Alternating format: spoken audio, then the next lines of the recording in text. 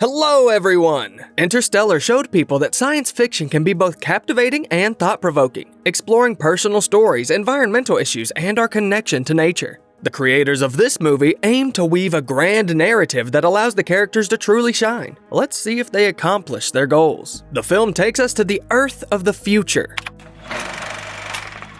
3 years before the event in the movie, a virus emerged on our planet and started ruthlessly annihilating all kinds of plants. The infected products cause severe diseases, and humanity is nearing its extinction.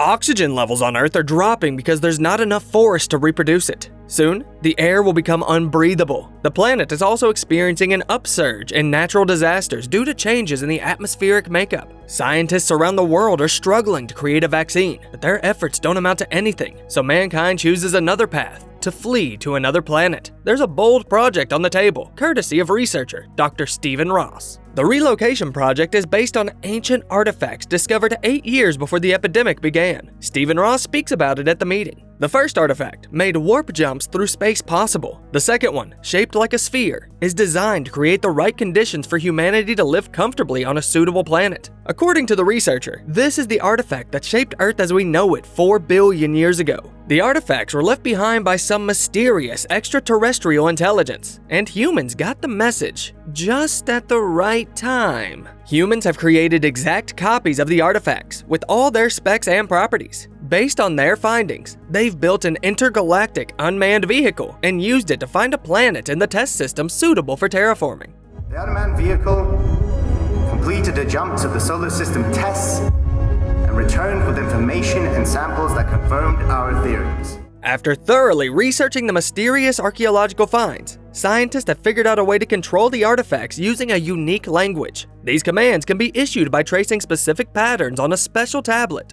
This pattern gave the initial command. When the scientist swipes his finger across an elaborate maze, the sphere emits a pillar of light. According to the researcher, the same thing happened 4 billion years ago. He adds that the sphere accumulates chemical elements and thus creates life. Now we know life on Earth was created by this machine. After showcasing the life-giving sphere's remarkable abilities, Stephen presents the team that will venture into the test system and save humanity. The team includes Dr. Peter Lehman, an expert in warp drive technology, Leona Redwood, the terraforming program designer, and a group of skilled astronauts led by the experienced Ryan Connell. Their mission is to carry the sphere to a planet capable of sustaining new life. As Stephen makes his way to the launch pad of the intergalactic shuttle, he takes a moment to reminisce about the precious time he spent with his girlfriend.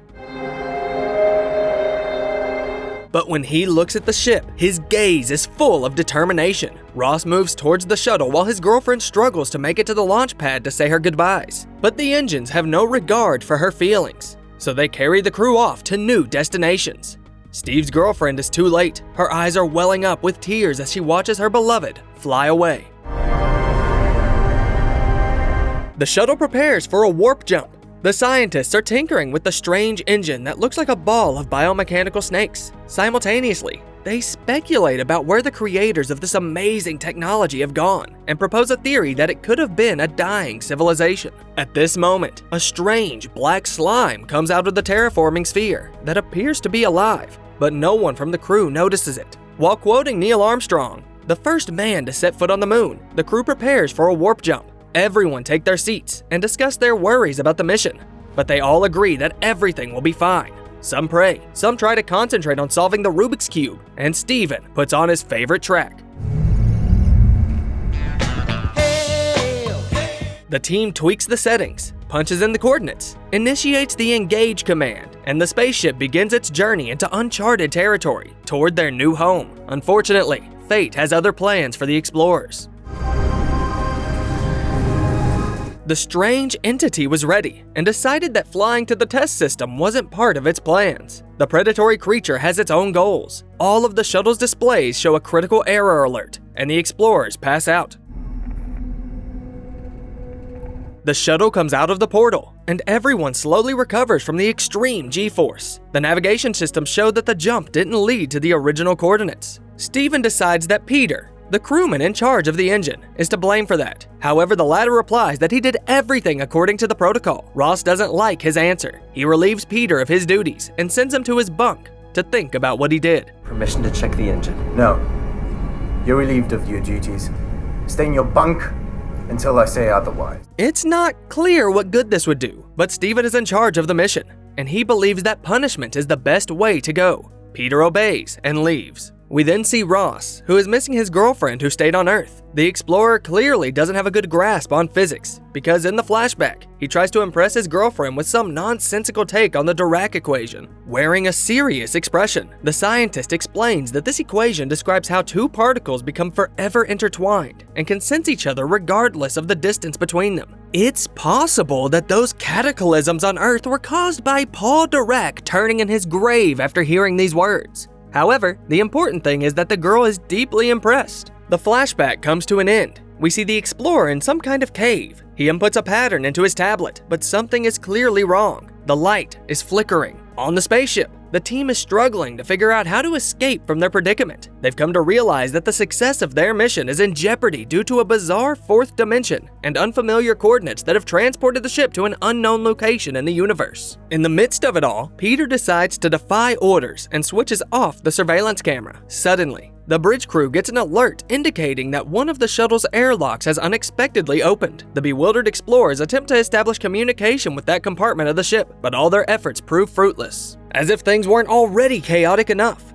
the warning system starts alerting them about an imminent collision with an unidentified object. Unidentified object approaching. Fear is written all over the crew's faces as they worry about the future of humanity, their own lives, and the mission's success. Suddenly, the frozen corpse of the chief engine officer bangs against the shuttle's windshield.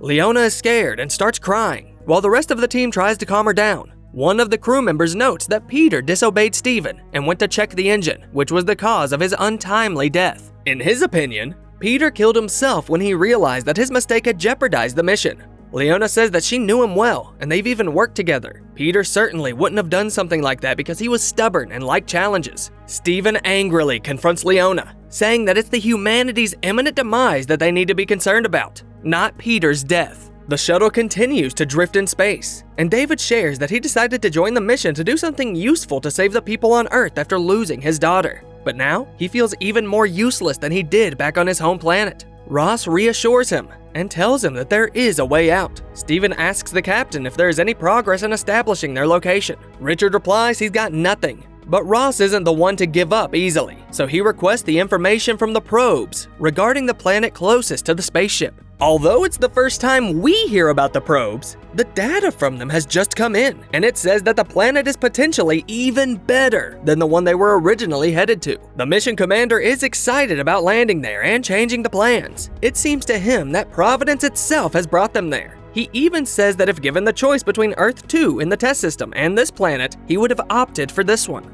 The fact that Earth 2 has been thoroughly studied by the unmanned vehicle for 8 years doesn't seem to bother him much, though he has only just received data from the probe and is seeing this planet for the first time. Richard voices his doubts, but Steven refuses to listen to common sense and proceeds to explain his great plan. Exactly.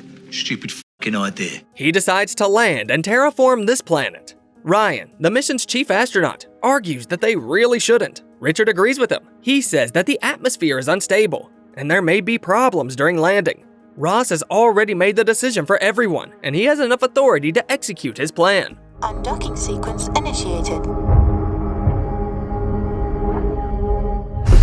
Richard stays on the ship, while the rest of the crew get into a small transport lander, and off they go to face the unfriendly thunderstorms of the new planet. The entry into its atmosphere and subsequent landing don't go according to plan. Just a couple of minutes ago, Richard assured everyone that the weather was favorable. However, he's now telling them that his comrades can expect a rather harsh welcome, with gusty winds reaching 90 miles per hour. Colliding with rocks, the ship makes a hard landing. But before that, there's another flashback, where Steven tries to introduce the sphere to his girlfriend. She doesn't like it since Steven spends more time with it than with her. He decides that the best way to make her feel happy is to give her a bracelet made of a rare alloy found in one of the artifacts.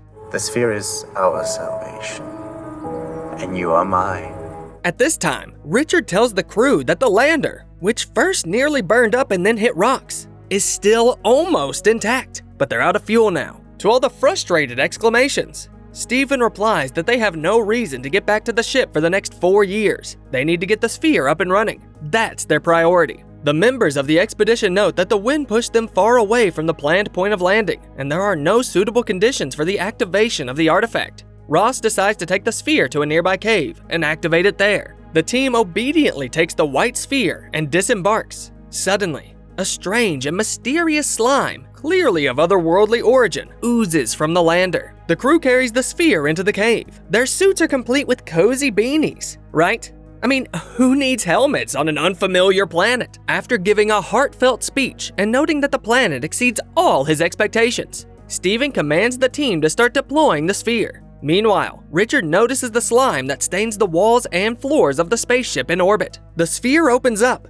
and a beam of energy bursts into the sky, but the pilot commands the explorers to return to the base immediately. Once all the crew members are back in the lander, Ryan declares martial law because he saw odd things in the surveillance footage. Turns out Peter filmed himself when he went to inspect the engine in an attempt to prove his innocence. However, things took a turn for the worse when a sinister cloud-like entity appeared unexpectedly from the engine compartment. This mysterious cloud claimed the life of the warp-jumping expert and launched his body into space through the technical airlock. Upon analyzing the footage, the team realizes that the creature is intelligent and originated from the life-creating sphere. The crew members named this strange cloud Trojan, drawing parallels to the famous Greek myth of the wooden horse. The crew deduces that the navigation failure was also caused by the unknown creature. The astronauts begin to worry about Richard, who is alone on the spaceship, but he tells them not to worry since the creature flew away with them in the lander. This is not very comforting to the explorers, but fortunately, Richard says that the creature's movements can be tracked by radar.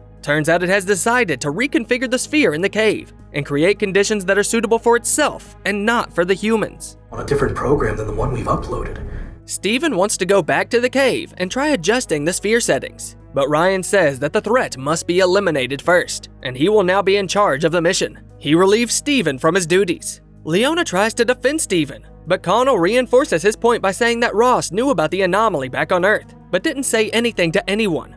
Richard demonstrates the video proving his words. However, it's not clear how it appeared in the spaceship surveillance system without any connection to the home planet.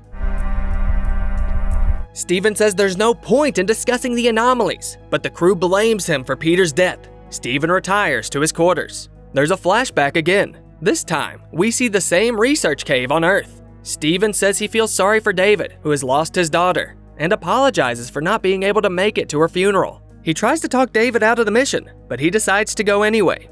In the next scene, we see Ross and David on the command deck. Stephen manages to convince his friend to join him on an unauthorized trip to the cave. He assures him that they'll have a good 30 minutes to get out of there before Trojan shows up, and he'll be able to adjust the sphere settings swiftly. Though a bit cautious, David agrees to the plan. Ross uses a dirty trick to persuade him, comparing Earth to David's dying daughter. Once in the cave, the researchers discover that the miraculous life-creating sphere doesn't work like it's supposed to. It has begun to quickly create a different life form, although it was only supposed to prepare the right conditions for it. David says that it's better not to touch the sphere and discuss what to do next with the other crew members. But Stephen realizes they are running out of time as the program has already gone off track and it's time to take action. Upon hearing his colleague's warning about the approaching threat, he pushes David aside in an attempt to access the program. To bring Stephen back to his senses, David fires a shot into the air. He then comes up with the brilliant idea of shooting the sphere. It's not like it's humanity's only chance of survival, right? Stephen angrily threatens David, but their confrontation is interrupted by the arrival of the Trojan, forcing them to hastily escape deeper into the dark recesses of the cave. Too late.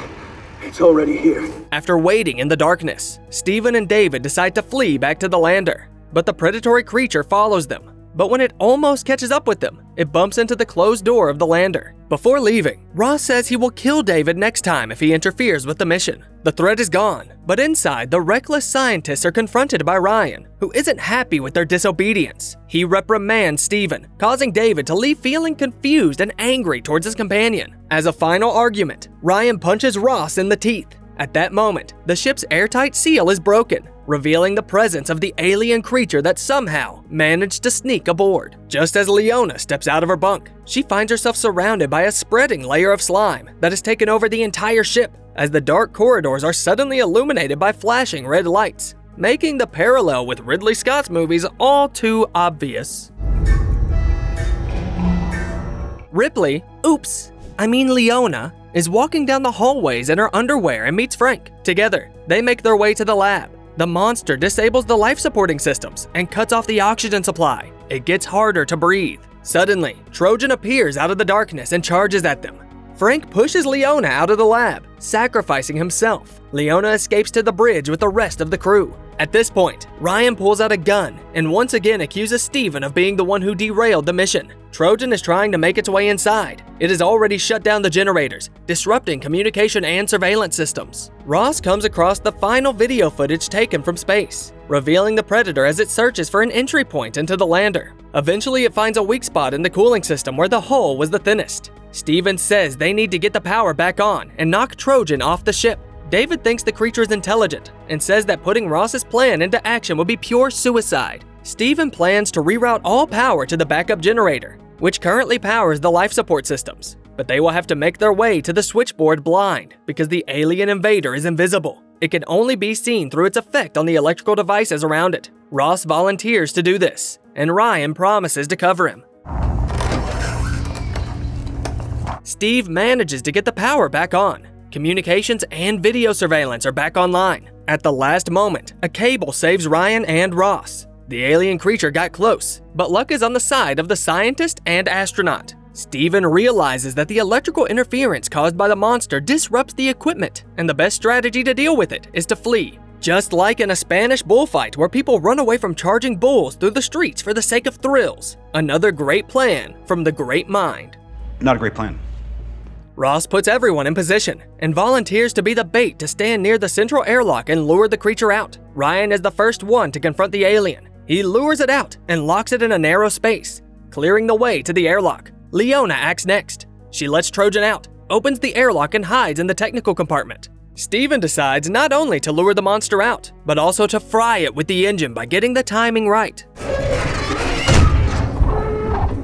The nozzle turns on late and scorches Leona instead of the monster. Ryan and Steven run into the airlock and quickly close it, cutting off part of Trojan's tentacle. Upset by this turn of events, the creature returns to the cave. David is wounded. Ross and Connell make sure their shelter is airtight, and together with Richard, devise a strategy to reprogram the sphere without getting caught by the monster.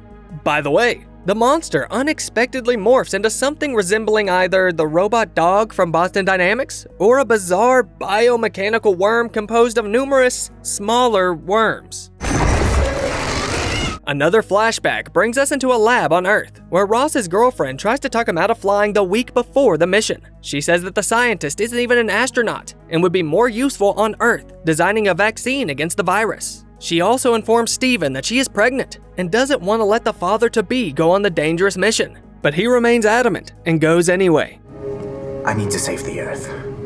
In the lander, Steven examines the tentacle cut off from the creature and looks for the alien's weaknesses. He concludes that it is a biorobot and says that it is made of the same materials as the sphere. In David's blood, he discovers the key to a vaccine for the virus. Apparently, when the monster touched David, he contracted the virus and began to mutate. Steven says that David is the real hero of this mission. Upon cutting open the tentacle, he discovers that the anomaly he saw at the beginning in the cave was a hologram of himself from the future. Ryan prevents Ross from acting and locks him in the lab with David so that he won't do any more damage. David confronts his friend, saying that Steven never cared about other people's lives. He just wanted to play hero. In another flashback, Ross tells his girlfriend right before he leaves that he has to go on the mission to save everyone. She once again tries in vain to persuade him to stay and accuses him of just wanting to be a hero. In a fit of rage, she throws away the bracelet the scientist gave her. Steven and Richard finally realize what happened to the ship. They have traveled not through space, but through time. That is, they are stuck in a time loop.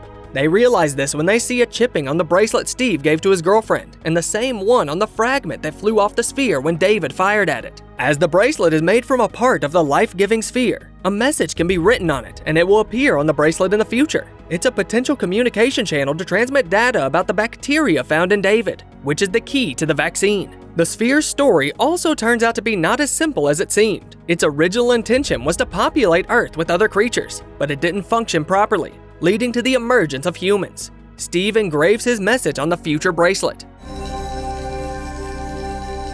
He's counting on his girlfriend missing him and going back to look for the bracelet she threw away. And when she finds it, she will also see the coveted vaccine formula. In his opinion, if this doesn't happen, humanity will never emerge. In the following scene, we get a glimpse of Earth, where Ross's girlfriend is not exactly missing him, but more like angry with him for leaving her. We then see Ryan packing some huge grenades into a box. He disabled the communications and wants to blow up the sphere along with the alien. Richard can't let that happen because he knows the truth, and so he lets Steven out, opening the lab remotely. Steven is trying to convince Ryan that it would be better to blow up the creature inside the lander. However, their conversation gets interrupted by the infected David, who has just figured out how the time loop works. On top of that, David realizes something else. His daughter could still be alive, theoretically, since they are in the distant past. In a fit of madness, David shoots and kills Ryan, and now Steven is his next target. The countdown on the bomb begins. The Trojan didn't kill me.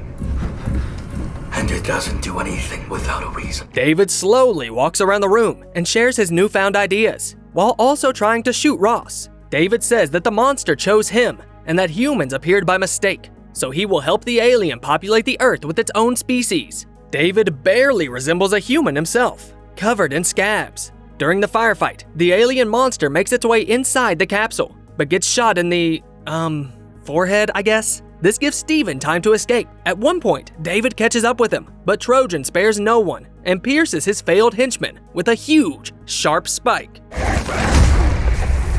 Steven leaves the ship rigged with explosives at the last moment, but he's almost out of air. The explosion destroys the creature. Richard watches the last survivor, Ross, but tells him he has exactly 1 hour of oxygen left. Steve makes his way to the sphere and reprograms it. It begins to rain on Earth, and Steven's girlfriend finds the bracelet that was previously hidden in the foliage. She activates the sphere, which was left on our planet, and suddenly contacts Steven, who's doing the same thing at this moment. In the form of 2 holograms, they have one last conversation. He tells his beloved about the secret of the vaccine, and apologizes for not being able to return to her and the baby.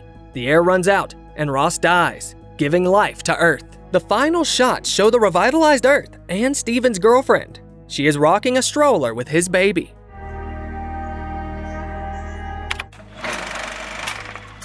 Do you also have this weird feeling that the movie isn't quite sure what it wants to be? It's as if it can't make up its mind whether it wants to be a creepy horror flick a la Alien, a grand and complex masterpiece like Interstellar, or something akin to Ridley Scott's Alien, Covenant with its biblical references. Maybe that's why the film overall feels a bit inconsistent, and the characters don't quite feel fleshed out and relatable. Filming took a month and a half, and they built a full-size model of the spaceship and its lander, just like in A Space Odyssey.